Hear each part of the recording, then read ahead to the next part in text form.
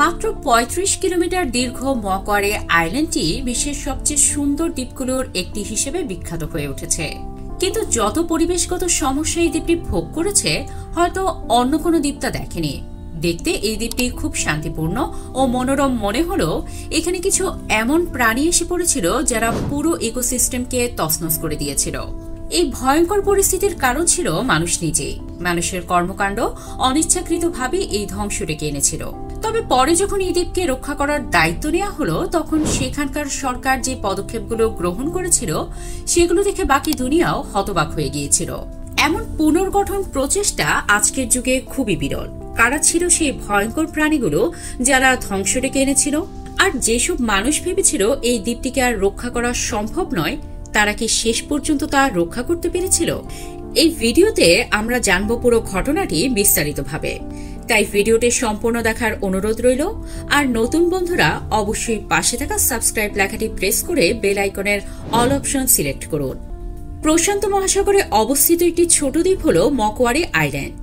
কিন্তু এই দ্বীপের অন্ধকার গল্পের শুরু হয় 1810 সালে, যখন কিছু নাবিক প্রথমবারের মতো এটিকে আনুষ্ঠানিকভাবে আবিষ্কার করেছিলেন।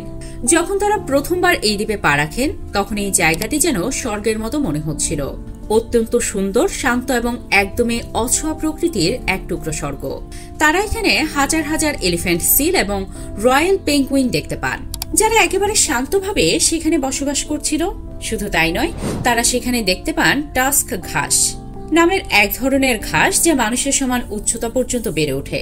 দেখে তারা অবাক হয়ে যান। এর পাশাপাশি তারা অনেক অদ্ভুত গাছপালা ও উদ্ভিদও প্রথমবারের মতো দেখেন। এই দ্বীপের সবচেয়ে বড় বৈশিষ্ট্য ছিল এখানকার প্রাণীদের তেমন কোনো শত্রু ছিল না। অর্থাৎ বিনা কোনো ভয়ের অভাবে এখানকার বন্যপ্রাণীরা খুব শান্তভাবে তাদের জীবনযাপন করছিল।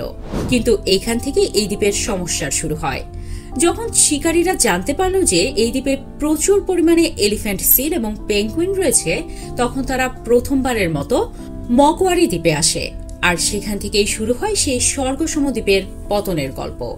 যখন এই শিকারীরা এলিফ্যান্ট সিল ও পেঙ্গুইন হত্যা করে তাদের নিয়ে যাওয়ার উদ্দেশ্যে বড় একটি নৌকা নিয়ে দ্বীপে পৌঁছায়, তখন তাদের সঙ্গে কিছু অবাঞ্ছিত অতিথিও আসে। আর তারা ছিল ছোট কিন্তু ভয়ঙ্কর ইঁদুর, যারা চুপি চুপি সেই জাহাজের ভেতর ঢুকে পড়েছিল। লুকিয়েরা এখান পর্যন্ত চলে এসেছিল। শুরুতে এই ইঁদুরগুলোর দিকে কেউ তেমন নজর দেয়নি, কারণ তারা খুব নিঃশব্দে এই নতুন পরিবেশের সঙ্গে মানিয়ে নিয়েছিল। কিন্তু আসল ভয়ঙ্কর বিষয়টি তখন সামনে এলো যখন তাদের প্রজনন ক্ষমতা মানুষের বোধগম্য হলো। সাধারণত একটি স্ত্রী ইঁদুর একবারে 12 থেকে 20টি বাচ্চার জন্ম দিতে পারে এবং তাদের গর্ভধারণের সময়কাল মাত্র 19 থেকে 21 দিন, অর্থাৎ তারা এক মাসে 2 বারও বাচ্চা দিতে সক্ষম। আরো অবাক করার বিষয় হলো তাদের বাচ্চারা মাত্র 4 সপ্তাহের মধ্যেই প্রাপ্তবয়স্ক হয়ে যায় এবং তারাও প্রজনন শুরু করে দেয়। এর মানে হলো একটি প্রাপ্তবয়স্ক ইঁদুর মাত্র 6 মাসের মধ্যেই নিজের বংশধরদের মাধ্যমে 500 থেকে 1000 পর্যন্ত নতুন ইঁদুর জন্ম দিতে পারে। এখন ভাবুন তো, যখন একটি মাত্র ইঁদুর এত ক্ষতি করতে পারে, তখন সেই জাহাজ থেকে আসা সব ইঁদুর একসাথে মিলে এই মকওয়ারি দ্বীপটিকে এক প্রকার ইঁদুরের দ্বীপে পরিণত করে ফেলেছিল। এই দ্বীপে ইঁদুরদের থামানোর মতো কোনো প্রাকৃতিক শত্রু ছিল না। সেই কারণে এই ইঁদুরগুলো কোনো ভয় ছাড়াই পুরো দ্বীপ জুড়ে ছড়িয়ে পড়ে। আর তারপর যা তাদের চোখে পড়েছে, পাখির ডিম, তাদের বাচ্চা, গাছপালা, ফুল ফল সবকিছু খেয়ে ফেলতে শুরু করে। আর ধীরে ধীরে এই সুন্দর দ্বীপটিকে সম্পূর্ণভাবে ধ্বংস করে দিল। যখন সেই সমুদ্রযাত্রী শিকারীরা দেখলো চারপাশে শুধু ইঁদুর আর ইঁদুর, তখন তারা সিদ্ধান্ত নিল এই ইঁদুরগুলোকে নিশ্চিহ্ন করতেই হবে। এবার তারা নতুন এক উপায় বের করলো। তারা কিছু বিড়ালকে এই দ্বীপে ছেড়ে দিল, যাতে তারা ইঁদুরগুলোকে খেয়ে তাদের সংখ্যা কমাতে পারে। কিন্তু এখান থেকেই শুরু হলো মকওয়ারি দ্বীপের দ্বিতীয় ধ্বংসযুগ। শিকারীরা ভেবেছিল বিড়ালগুলো সব ইঁদুর খেয়ে ফেলবে আর সমস্যা মিটে যাবে, কিন্তু হলো ঠিক তার উল্টো। সেই বিড়ালগুলো ইঁদুর মারার বদলে দ্বীপে থাকা সামুদ্রিক পাখিদের উপর আক্রমণ শুরু করলো, কারণ তাদের জন্য পাখি ধরা আর খাওয়া ইঁদুর ধরার চেয়ে অনেক সহজ ছিল। ধীরে ধীরে এই বিড়ালগুলো যে কোনো পাখির উপর হামলা চালাতো যাকে তারা চোখে দেখত। অবস্থা এতটাই খারাপ হয়ে গেল যে এক হিসেবে বলা যায় এই বিড়ালগুলো প্রতি বছর প্রায় 60,000 পাখিকে মেরে ফেলত ও খেত। অর্থাৎ প্রতিদিন প্রায় 160টি পাখি মারা যেত। এই ব্যাপক হত্যাযজ্ঞের কারণে দ্বীপের অবস্থা ভয়াবহ হয়ে উঠল। বিশেষ করে প্যারাকিট নামে এক পাখি প্রজাতি, যারা একসময় এখানে খুব সুখে বাস করত, সম্পূর্ণভাবে বিলুপ্ত হয়ে গেল। এটি সত্যি একটি ভয়ঙ্কর এবং দুঃখজনক পরিবেশগত ট্র্যাজেডি হয়ে উঠেছিল। একদিকে এই বিড়ালরা বিরল পাখিগুলোকে খেয়ে ফেলছিল, অন্যদিকে এই ইঁদুরদের শিকার করার মতো কেউ ছিল না, আর তারা কোনো ভয় ছাড়াই প্রতিদিনই তাদের সংখ্যা বাড়াতে লাগলো। পরিস্থিতি এমন পর্যায়ে পৌঁছে গিয়েছিল যে এই ইঁদুরদের সংখ্যা এত বেড়ে গিয়েছিল যে তারা বিড়ালদেরকেও আর ভয় পেত না। এখন পরিস্থিতি এমন পর্যায়ে পৌঁছে গিয়েছিল যে মকওয়ারি দ্বীপে পুরোপুরি ইঁদুর এবং বিড়ালই রাজত্ব করছিল, এবং এখান থেকে এই দ্বীপের তৃতীয় ধ্বংস শুরু হলো একটি নতুন রূপে। আসলে সমুদ্রে দীর্ঘ যাত্রা করা নাবিকরা প্রায়শই তাদের জাহাজে খরগোশ পালত, যাতে যদি যাত্রার সময় কোনো দুর্ঘটনা ঘটে এবং খাবার শেষ হয়ে যায় তাহলে বেঁচে থাকার জন্য তারা খরগোশগুলো খেতে পারে। ঠিক এমন একটি দুর্ঘটনা এই দ্বীপের কাছেও ঘটেছিল। একটি জাহাজ দুর্ঘটনার শিকার হয় এবং সেই জাহাজে থাকা সব খরগোশ কোনোভাবে বেরিয়ে এসে সরাসরি এই দ্বীপে চলে আসে। তারপর কি হলো? যত সুন্দর এই দ্বীপ আগে ছিল তার সৌন্দর্য এখন দ্রুত মুছে যেতে লাগলো। এই খরগোশগুলো এই দ্বীপে থাকা সব ঘাস ও ছোট ছোট উদ্ভিদ খেয়ে ফেলে। মকওয়ারি আইল্যান্ড, যা একসময় সবুজ এবং স্বর্গের মতো ছিল, এখন ধীরে ধীরে একটি শূন্য মরুভূমির মতো হয়ে যাচ্ছে। এখন এখানে একটি প্রশ্ন উঠতে পারে, এই দ্বীপে আগে বিড়ালগুলো ছিল, তাহলে তারা কি খরগোশদের মারতে পারত না?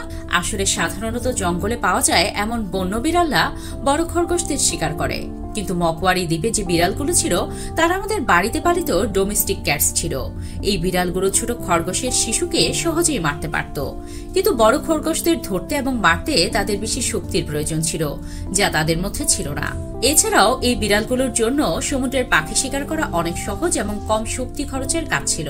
এজন্য তাদের পুরো মনোযোগ সেই পাখিদের উপরই কেন্দ্রীভূত ছিল। এখন পরিস্থিতি এমন হয়ে গেছে যে না খরগোশদের মারার জন্য কোনো প্রাকৃতিক শত্রু ছিল, না খরগোশদের খাওয়ার জন্য কোনো শিকারী, এবং এমনকি এই বিড়ালদেরও কোনো বিপদ ছিল না। এই তিন প্রজাতি ইঁদুর, খরগোশ এবং বিড়াল ভয়ে ছাড়া দ্রুত বৃদ্ধি পাচ্ছিল। মাত্র কয়েক মাসের খরগোশের সংখ্যা 1 লাখেরও বেশি হয়ে গেছে। অর্থাৎ আপনি কল্পনা করতে পারেন তখন মকওয়ারি দ্বীপের পরিস্থিতি কতটা ভয়ঙ্কর হয়ে গিয়েছিল। যেমন এই খরগোশরা দ্বীপে পৌঁছায়, তারা সেখানে থাকা সব ঘাস এবং ছোট উদ্ভিদ খেয়ে ফেলে। এতে সেখানে মাটি ধরে রাখা শক্তিও দুর্বল হয়ে যায়, এবং তারপর এর একটি খুবই বিপজ্জনক ফলাফল সামনে আসে। 2006 সালে এই দ্বীপে একটি বড় ভূমিস্খলন ঘটে। মাটির ধরে রাখা দুর্বল হয়, হঠাৎ করে ভূমি সরতে থাকে, ফলে শত শত কিং পেঙ্গুইন পাহাড়ের নিচে চাপা পড়ে মারা যায়। এই ঘটনা সেখানে বাস্তুতন্ত্রের জন্য একটি বড় ধাক্কা ছিল। এখন এই দ্বীপে থাকা এই 3 প্রজাতি ইঁদুর, বিড়াল এবং খরগোশ মিলে পুরো ইকোসিস্টেমটাকে সম্পূর্ণভাবে ইকোলজিক্যাল কলাপসের দিকে ঠেলে দিচ্ছিল। ভূমিস্খলন যে কোনো সময় যে কোনো স্থানে ঘটতে পারত। সেখানে থাকা সব সবুজ প্রায় শেষ হয়ে যাচ্ছে, পাখিদের জন্য নিরাপদ জায়গা ছিল না, এবং ঘর বাঁধার জন্য কোনো গাছপালা বাঁচেনি।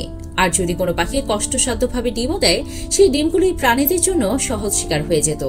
ইঁদুর এবং বিড়াল তার সঙ্গে সঙ্গে খুঁজে খেয়ে ফেলে। এখন এটি স্পষ্ট হয়ে গিয়েছিল যে মকওয়ারি দ্বীপ, যা একসময় জীববৈচিত্র্যের প্রতীক ছিল, এখন সম্পূর্ণ এভাবে এটি একটি ইকোলজিক্যাল ডিজাস্টার জোনে পরিণত হয়ে গিয়েছিল। এই ভয়ঙ্কর পরিস্থিতি বুঝে অস্ট্রেলিয়ান এবং তাসমানিয়ান সরকার একসাথে প্রথমে এই দ্বীপ থেকে বিড়ালগুলো সম্পূর্ণভাবে সরানোর সিদ্ধান্ত নেয়। তারা এটি খুঁজে বের করার জন্য এই বিড়ালগুলো বেশিরভাগ কোথায় থাকে সেখানে জিপিএস এবং মোশন সেন্সর ব্যবহার করেছিল। এইভাবে 2000 সালে তারা এই বিড়ালগুলো ধরে ফেলার জন্য ট্র্যাপিং বোনাস শুরু করে।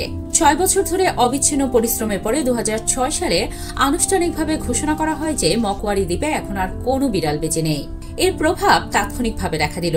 যে পাখিরা আগে ভয়ের কারণে এই দ্বীপ থেকে দূরে চলে গিয়েছিল, তারা এখন ধীরে ধীরে ফিরে আসতে শুরু করলো।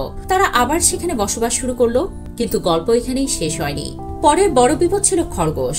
এই খরগোশের সংখ্যা নিয়ন্ত্রণের বাইরে চলে গিয়েছিল, এবং তাদের কারণে পুরো দ্বীপটি নোংরা এবং ধ্বংসের আভাসে ভর্তি হয়ে গিয়েছিল। এই খরগোশগুলো দ্বীপের 90% বা তারও বেশি অংশ ধ্বংস করে ফেলেছিল। এই পরিস্থিতি দেখে অনেক পরিবেশ গবেষক বলেছেন যে এই ইকোসিস্টেমের পুনরুদ্ধার এখন খুবই কঠিন। এজন্য আবার অস্ট্রেলিয়ান এবং তাসমানিয়ান সরকার একসাথে একটি বিশাল মিশন শুরু করে। এই মিশনের মোট খরচ ছিল $24 মিলিয়ন।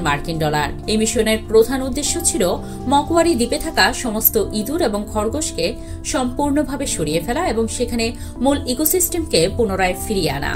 সবচেয়ে আগে তারা সিদ্ধান্ত নেয় যে এখানে থাকা সব খরগোশকে সম্পূর্ণভাবে নির্মূল করা হবে। এই মিশনকে সফল করার জন্য বিজ্ঞানীরা একটি বিশেষ জৈবিক অস্ত্র ব্যবহার করে, যাকে বলে হেমোরেজিক ডিজিজ ভাইরাস। এখন যেহেতু খরগোশরা গাজর খুব পছন্দ করে, তাই এই ভাইরাসে আক্রান্ত গাজরগুলো দ্বীপের বিভিন্ন স্থানে ছড়িয়ে দেওয়া হয়। যেমনই সেই গাজর খরগোশরা খায়, ভাইরাসটি তাদের মধ্যে ছড়িয়ে পড়ে এবং তারা ধীরে ধীরে মারা যেতে থাকে। এই জৈবিক কৌশলের মাধ্যমে প্রায় 70% খরগোশ নির্মূল করা যায়, কিন্তু এখনো একটি বড় চ্যালেঞ্জ বাকি ছিল, বাকি থাকা খরগোশ এবং সবচেয়ে বেশি সমস্যা সৃষ্টিকারী ইঁদুর। এবারে এই দুই প্রজাতিকে নির্মূল করার জন্য বিজ্ঞানীরা একটি আরো স্মার্ট পরিকল্পনা তৈরি করে। তারা ভাবলো যদি আমরা তাদের শীতকাল বা উইন্টার সিজনে নির্মূল করি তাহলে পাখিদের কোনো ক্ষতি হবে না, কারণ শীতে সমুদ্র পাখিরা এই দ্বীপটি ছেড়ে অন্যত্র স্থানান্তরিত হয়ে যায়। যদি এই অপারেশন অন্য কোনো মৌসুমে করা হতো তাহলে ঝুঁকি ছিল যে বিষ খেয়ে মারা ইঁদুর বা খরগোশ যদি পাখিরা খেয়ে নিত তাহলে তারাও মারা যেত। তাই অনেক চিন্তা ভাবনার পরে তারা সিদ্ধান্ত নেয় যে এই মিশন শীতকালে সম্পন্ন করা হবে। এই বিশাল অপারেশনের সময় 300 টন বিষযুক্ত খাবার টক্সিক বেড হেলিকপ্টারের মাধ্যমে পুরো মকওয়ারি দ্বীপে ছড়িয়ে দেওয়া হয়। এর প্রভাবও চরম ছিল, খুব বড় সংখ্যায় ইঁদুর এবং বাকি থাকা খরগোশ মারা যায়। কিন্তু এখানে বিজ্ঞানীদের সামনে একটি বড় প্রশ্ন উঠতে থাকে, সত্যিই কি এই দ্বীপ থেকে সমস্ত ইঁদুর এবং খরগোশ সম্পূর্ণভাবে নির্মূল হয়ে গেছে? কারণ যদি কোথাও একটি বা দুটি বেঁচে থাকে এবং আবার প্রজনন শুরু করে তাহলে একই ইকোলজিক্যাল বিপর্যয় আবার ফিরে আসতে পারে। এই ভয়ের কারণে তারা চূড়ান্ত ধাপে উচ্চ প্রশিক্ষিত কুকুরদের এই দ্বীপে আনে, যাদের প্রশিক্ষণ বিশেষভাবে ইঁদুর এবং খরগোশকে শুঁয়ে শনাক্ত করে খুঁজে বের করার জন্য দেওয়া হয়েছিল। এই বিশেষ প্রশিক্ষিত কুকুরদের এমনভাবে প্রশিক্ষণ দেওয়া হয়েছিল যে তারা কেবল ইঁদুর এবং খরগোশকে শুঁয়ে শনাক্ত করতেই সক্ষম নয়, বরং তারা তাৎক্ষণিকভাবে ধরে নির্মূল করতে পারত। এবং যখন এই কুকুরদের মকওয়ারি দ্বীপে ছাড়া হয় তখন তারা তাদের আসল ক্ষমতা প্রদর্শন করলো। তারা যেখানে ইঁদুর বা খরগোশ লুকিয়েছিল তা খুঁজে বের করে আনলো এবং সম্পূর্ণভাবে নির্মূল করলো। ধীরে ধীরে যে দ্বীপ আগে একটি নির্জন মরুভূমির মতো হয়ে গিয়েছিল তা এখন আবার সবুজ এবং সুন্দর হতে শুরু করলো। শুধু তাই নয়, এই মিশন নিয়ে বিজ্ঞানী এবং গবেষকরা এতটাই প্রতিশ্রুতিবদ্ধ ছিল যে তারা ঠিক করলো এবার কোনো অবস্থাতেই এই মিশন ব্যর্থ হতে পারবে না। এই কারণে এই উচ্চ প্রশিক্ষিত কুকুর এবং তাদের মানব দল কয়েক মাস ধরে সেই দ্বীপে অবস্থান করলো, যাতে এক একটি ইঁদুর এক একটি খরগোশ সম্পূর্ণভাবে নির্মূল করা যায়। অবশেষে কোটি টাকা খরচ করার পর এই অপারেশন সম্পূর্ণ সফল হয়। 8 এপ্রিল 2014 অস্ট্রেলিয়ান এবং তাসমানিয়ান সরকার আনুষ্ঠানিকভাবে ঘোষণা করে এখন এই দ্বীপে আর কোনো ইঁদুর নেই, কোনো খরগোশ নেই এবং কোনো বিড়াল নেই। এর সঙ্গে সঙ্গে মকওয়ারি দ্বীপ তার পুরনো বৈভব আবার ফিরে পেয়েছে।